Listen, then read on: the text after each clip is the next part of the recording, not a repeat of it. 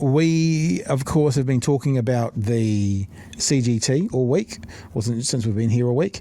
Luxon is having a bit of a hissy fit about Christopher Hipkins pointing out that he made $600,000 last year tax-free, which is about the PM salary is 400 and something, so it's 150k higher than the Prime Minister of New Zealand's salary, and he made it all tax-free.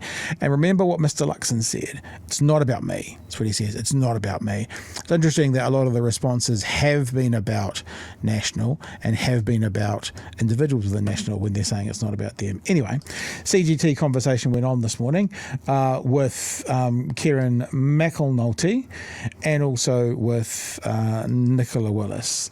Let's have a look at part of the conversation. This part of the conversation, the question that Jenny May is going to get to is asking about the CGT, and Nicola Willis basically comes out saying, "Oh, this is I'm paraphrasing, but this is an attack on everyone. CGT under the bed. It's an attack on everyone." National's calling the CGT idea from the Labour Party is terrible. Yeah, well, look, it's a tax on everyone who has saved hard, who's invested in something, and really what it will do is add cost for a lot of people, which is damaging to the economy. And ultimately, it's a policy that's about punishing gains, growth and achievement. And we're a party that's about rewarding that. And we want to reward people who do the right thing and who are investing. We want to reward businesses who grow. And this is going to be really complicated. Think about a corner dairy. You sell your corner dairy. Well, Labor have said we want to tax the return on the sale of the property. Well, that's a tax on a business. And now, she says this is not... Yeah, I'll talk us through this, because she says that this is a tax on everybody, and I said this last night, and I got it wrong in that I assumed they were saying the wrong thing, because what they're saying is if the dairy, because it's a tax on residential property excluding the family home and commercial property. So in other words, I made the assumption last night that the person who owned the dairy would be renting it to the dairy owner, because I thought that would be the highest proportion of dairy owners. What she's saying is the only way that this example works is the dairy owner who also then owns the building. So the dairy owner will only pay a capital gain tax if he or she also owns the building. Now, I went to the Dairy Owners Association today, Chewie, to ask them what proportion of dairy owners own versus rent their building. I would assume that it will be quite disproportionately rented rather than owned, but I don't know that. And the Dairy Owners Association never came back to me, so we can't answer it. So she's going to say in another one of these clips that it's not really targeted, while she's using an example here which is incredibly targeted. She's not just talking about dairy owners, she's talking about dairy owners who also own the dairy, the physical building, and the example she's about to give is who also have worked all their life and then want to sell it. So the example she's giving is like, there's the dairy owner population of New Zealand, there's the dairy owner population of New Zealand that own their own dairies, there's the dairy owner population of New Zealand that are using that dairy ownership to save for their retirement. So it's like smaller and smaller and smaller and smaller and smaller is the example she's giving of why this is bad. Whereas Labour's going, hey, we're all getting something good. And she's going, not this group, not this group, not this group, but this group, for this group, really bad. And also remember this, though, it's not that the dairy owner who does own the building as well is going to come out of this harmed.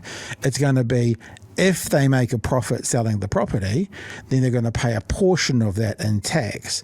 This is not, the way that they're selling it is that dairy owner is going to go bankrupt. Now, they never use those words, but they're making it sound like the dairy owner is just going to be screwed for the rest of his life because of the CGT. Well, no, because if they make a huge amount of profit off the sale, then they'll still have most of that. They'll have 72% of that. And if they make a loss or they sell it at break even, they'll pay nothing. So it's the heightened sense of this is the end of the world, and dairy owners in particular, Chewie, they're going to be hit by this hardest of all. Let me push play. The property, well, that's a tax on a business, and so that will impact every small business in the country who are trying to build up some wealth. No, that will affect every small business in the country who owns the building they are sitting in, right? Because they have to own the building, the commercial building, when they sell it to pay a CGT. So it's not every small business in the country, right? We just need that addendum. It's every small business in the country that owns the building that they are working in, which is going to be a very small percentage of every small business in the country, who are trying to build up some wealth for their nest egg, for their future. Kieran, I'll bring you in here. Is this punishing people, this CGT tax?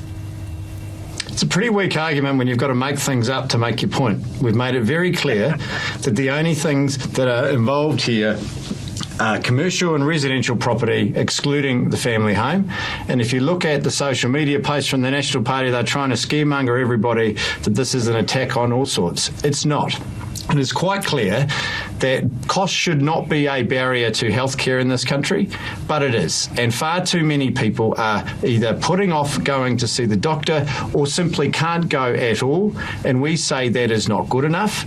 If we bring in a capital gains tax that excludes the family home and excludes farms and KiwiSavers and shares and businesses, but just focuses on the property, that we can pay for 3 free GP visits for everyone, which will make a massive difference to their health and their cost of living.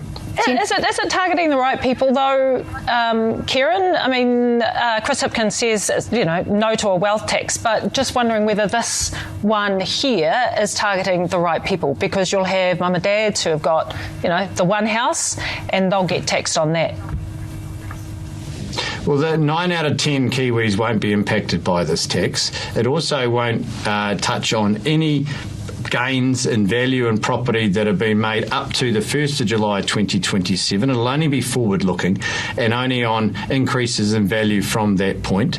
It's also true that working people in this country pay tax on every dollar that they earn, whereas people can sell property, make hundreds of thousands of dollars a year, just like the Prime Minister last year, and not pay a cent in tax. And we think that putting a tax on that profit to put into healthcare, and as part of that package, allowing people to have 3 free GP visits, saving them having to wait until things are so bad that they go to the hospital, which then imposes an even bigger cost on the country, is a good use of that. There you go, Chewie. Yep. So it's one of these things like we talked about with old mate Garner the other night. Sometimes people can say stuff that's accurate, but without context means very little. It is accurate that a dairy owner may have to pay a capital gains tax, but only if they jump through these 3 hoops that are going to make it such a small number of people, a small slice of the pie, versus all of New Zealand will benefit from this. So they have to basically come out, this government, and scaremonger over the 3 dairy owners that this is going to impact versus the 300,000 in that small city that this is going to benefit. It's a losing argument. Unless, of course, like Trump's managed to do, for some reason, that low IQ voter, they can make it stick. So this has brought out so many social media bootlickers that just don't understand what's going on, that I fear for the future of humanity. I'm just going to read one that I commented on before. Looks like all the haters have got the knives out for people who work hard, save their money, and want to succeed for them and their family. Sad. What's the answer to that? I work hard, I save my money, my income is taxed, my savings are taxed, I'm taxed every time I buy something. Yep. The people that own multiple houses in a housing crisis aren't producing anything, and they get tax breaks, they get interest deductibility, and they don't have to pay a cent when they sell a property for more than they paid for it. Mm-hmm. How is that right? Mm-hmm. This dude's answer, and so do landlords. They pay council rates, which have gone up 15% the last 3 years, and insurance and maintenance. You can do the same. Maybe you should manage your finances better. very smug.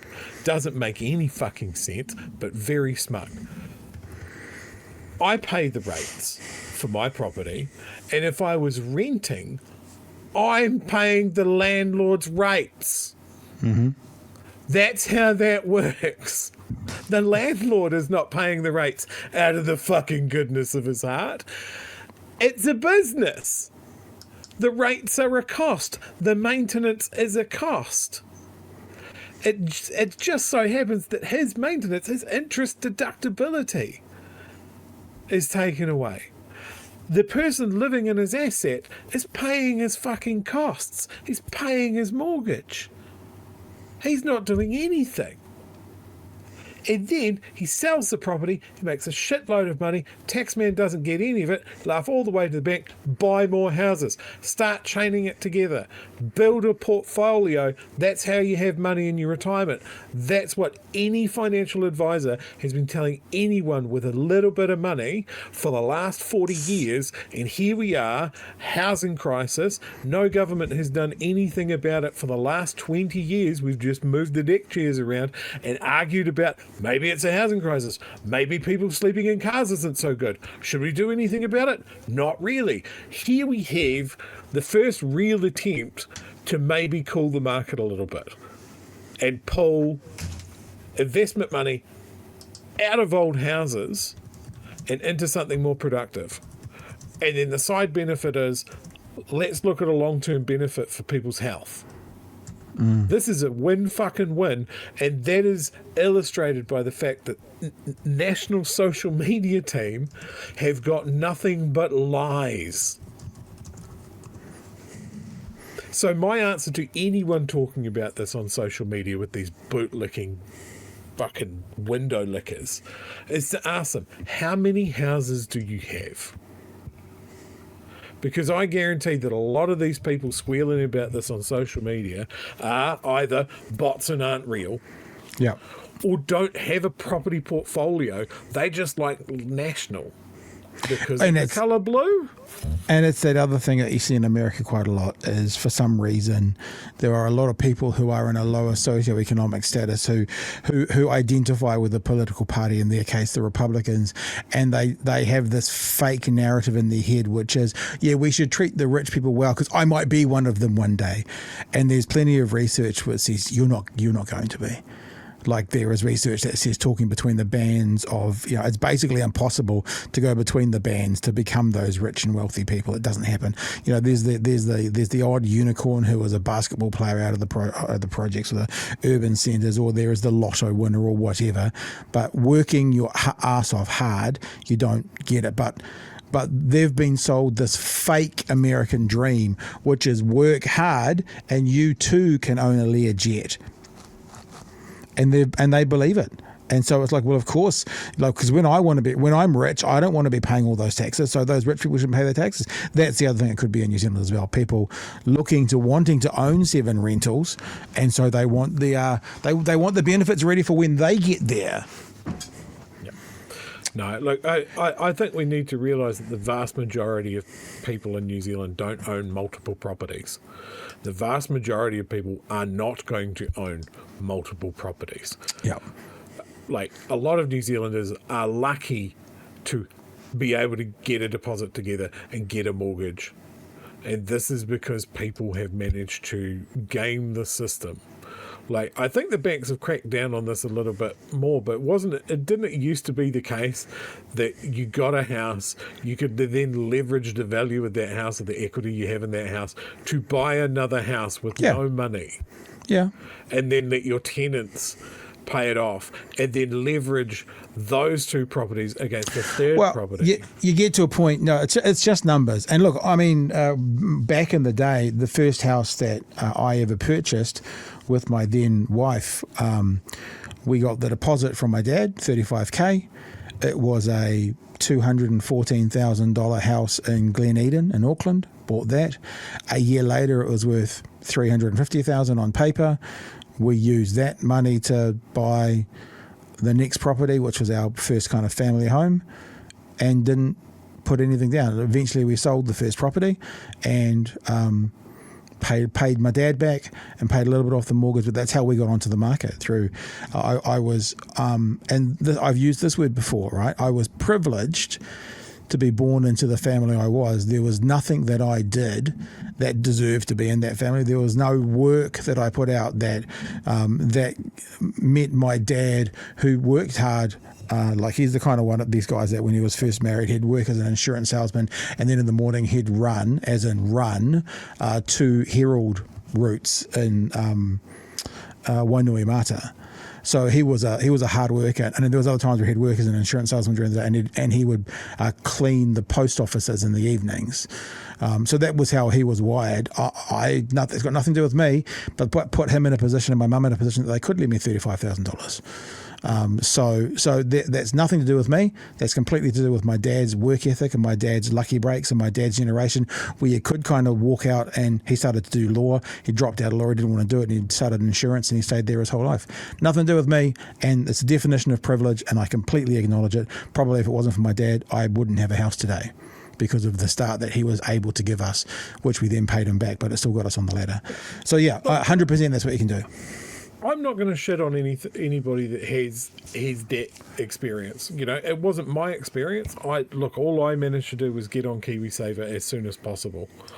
That was enough, and good timing and moving to Dunedin, so my deposit actually meant more than what it did in Wellington. But what I am going to push back on is 2 things. I am going to push back on this analogy that landlords deserve their money because they work real hard. Yeah. Like if taxation was based on how hard you worked, yeah, we can have that chat. Street cleaners, we can have that chat. Garbage men, they'd probably get it most of all. Landscapers and shit. People that lift heavy things for a living. Those guys real hard. Those guys in Dunedin and other parts of the country that are a bit colder in June who are working fixing our roads.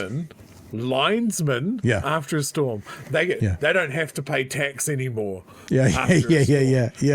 Let's have that discussion. But here is the core issue. This is the reason why nothing has moved. The vast majority of our politicians, especially the MPs in our current government, are up to their fucking eyeballs in property. Okay, and it's not malicious. It's for the same reason that everybody puts their money into property. It is a tax black hole. It is a license to print money, and there is nowhere more effective to park your money than in property. So how can we expect our legislators to make good decisions about what to do with the property market and the housing crisis if they know, even if the back of their head, if they know that their fucking family trust or their blind trust is absolutely stuffed to the gunnels with property? How can we trust anyone to make that decision? Everyone is compromised. Yeah. So why do we let it happen? Yeah. Why can you have a portfolio when you're an MP? Everything you do is going to affect that portfolio. Cash out. If you want to be a politician, cash out your investments, put it into a savings account. Fucking, I don't want these guys to be so confident. Like it happened again. We had that national MP go, oh shit, I forgot about those 26 houses. Could happen to anybody. Yeah. All right. Hey, listen, let's play the next clip. And Chewie, the chat saying that you've gone quiet again. And I suspect that's because you're away from your mic because nothing's changed. It's right here. It hasn't moved, and I'm yelling. You're about the right levels now. See, but I'm just saying. All right. Something quite has changed. No, not that. No, not that. That's too far. All right. This was actually another part of the conversation where Willis does go on to say how the CGT is not targeted, meaning she's trying to sell the idea that this is going to impact every single. It's not targeted at all. Remember, she's just used that extreme targeted version of someone who runs a dairy, who owns a dairy, who wants to save the money for their whole. So she's targeting her example, but the CGT is not targeted at all. Minister, this is a very targeted CGT tax in terms of it's going to health, and we know that our health system it's is not targeted, Jenny May. Look, I'm sorry, I'm going to have to rebut what Kieran's saying. He either doesn't understand the policy or he's misleading people, because he's saying it won't affect business. Well, let's go back to my corner dairy example. If you've worked on your dairy your whole life and you got that? So you were born, you came out of your mother, and you were behind the counter selling cigarettes. Worked on your dairy your whole life. Like this is the second-hand Corolla. You don't you can make a case without sounding like an absolute moron, because there's no one who's worked on the dairy their whole life. You know, you don't have to go that far. Why is being a dairy owner now the de facto, like the hard-working New Zealander that owns a dairy? It's fucked. This is stupid. Yeah, 100%. And I don't know. And this came out yesterday. I think it was Luxon who said dairy owner. So obviously this has been brainstormed. Workshopped around the 9th floor. And they're going with dairy owner. Well, let's go back to my corner dairy example. If you've worked on your dairy your whole life and you own the property that the dairy's in, and then at the end of your life you decide to retire and sell the dairy, so this is what she's now saying. You've worked on it your whole life. So let's stop being silly. Okay. So your first job, you're 20 and you work in there until you're 70, and then you want to sell that building. Like no one in New Zealand has ever done, not once ever. But let's stick with that example right now. You've worked on the dairy your whole life and then you want to retire, so you want to sell the building. I guess to one bit of credit, she said, and you own the building. Because that's the only way this category works. Her example is they have to own the building as well. Own the property that the dairy's in, and then at the end of your life, you decide to retire and sell the dairy.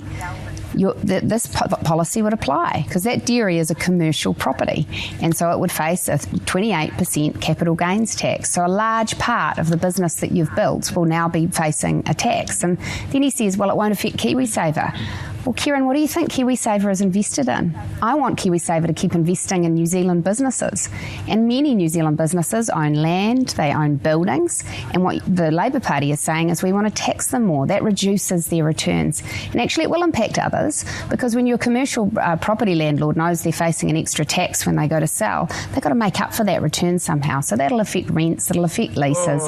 This will affect the whole economy. There's no getting away from a simple fact. When you tax people more, people pay an extra cost, and that's damaging. Hey, Nicola, you didn't quite stick the landing there, mate. You got a case of the Luxons when you're trying to hit that one. When you tax people more, people pay an extra cost, and that's damaging for an economy. And so I just think that's a reckless approach. And ultimately, we do need to reward those people in this country who are trying to grow things, build things, make things, not just punish them with more tax. Kieran, I do want to... Chewie, I heard you kind of breathe in there for a second. We're going to get Kieran's response, but do you want to say something Jenny first? May needs to just pivot, stare straight down the camera and go, that's Nicola Willis, expert on wrecking an economy. I know they can't. I don't know why they can't do this, but I'm not even suggesting I would ever do this kind of job, like I'm skilled enough to do it, whatever. But sitting there and not going, just point of order, Minister, what are you talking about? Any person out there working their whole life on a dairy, and then at the end of their life, they want it. Who are you talking about? Because that to me sounds like it's got a sum total of 0 people. So your example sounds like there is not a single person in New Zealand that would fulfill your criteria. What are you trying to tell us? But of course, it just goes by. So this person sells their business, or the building that the business is in, or whatever fucking ridiculous example Willis is coming up here with. Would you say that the money that they got from the sale of that asset is income? Yeah, it's income. Cool. So it should have an income tax. One more thing. Why? Yes, sir. Just think about what she said again, right? There's a dairy owner who's going to retire in 2028, because that's after it comes in. They've worked all their life on it, so they've been working on it since 1904, apparently. And then they're going to pay income. They're going to pay tax on it. So that means they bought the property for $20,000 in the 1970s, and they're now selling it for. Nickel. And they're now selling it for $1.8 million, and they're selling it a year after the capital gains tax comes in. So they're paying $10,000, $15,000, $20,000 back in tax. Because if they've worked on it all their life, that means they've been doing it for at least 50 years. So they bought it in the 70s. Unless, of course, Nicola Willis is talking about in 50 years from now. Now, that's a Winston Petersism where he starts talking about the attack on the elderly being a change in the retirement age in 40 years from now. Because it's not an attack on the elderly, it's an attack on 20-year-olds because they're going to be the ones retiring in 40 years from now.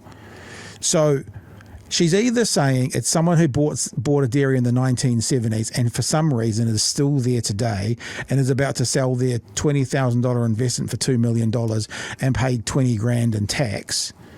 I guess it's not worth doing. Or she's talking about someone in 50 years from now when National's going to be back before that. You guys can fix it all. What's the problem? I don't know. Should we just get Kieran's last response? Can Kieran just fix it, please? Okay, Kieran, fix it, please. Move on, but I'll just give you the last word on that one. Yeah, well, fair enough. I mean, I've just been accused of misleading, which is nonsense. Yet another distraction. The finance minister hasn't mentioned GP visits once. And I'll put this scenario to you. People that are going to the doctor that are paying money that they can't afford, and in some places in the country it's up to $100 to visit their GP. When they pay that money, they don't think, thank Christ, we don't have a capital gains tax. What they care about is accessing the health care that they need. And I think we can see from the response from Kiwis that when they look at this package, they think that it is balanced, when 9 out of 10 Kiwis won't be affected, but they and their family can go to the GP when they currently can't, or it costs too much for them and their family. It's a fair package. Did he solve that for you, Chewie? Is that all right? It's fucking solved. And Willis and Luxon and Seymour and all the rest are just going to keep spiraling like their social media team to come up with some example where this is going to affect everybody in a negative way. And they can't do it. I must admit, when they announced this policy, it didn't blow my hair back. It didn't set the world on fire. But the more that I sit with it, it is just a good policy. It is better than what we have now. And at the end of the day, isn't that kind of what we want? We want someone to move the fucking marker forward a little bit. And we've been talking about a capital gains tax for decades for cooling down the housing market, taking some heat out of the housing crisis, for freeing up capital for investment in our businesses, in our small businesses and our ideas. Yeah. Instead of old fucking villas and bungalows. It's a win-win.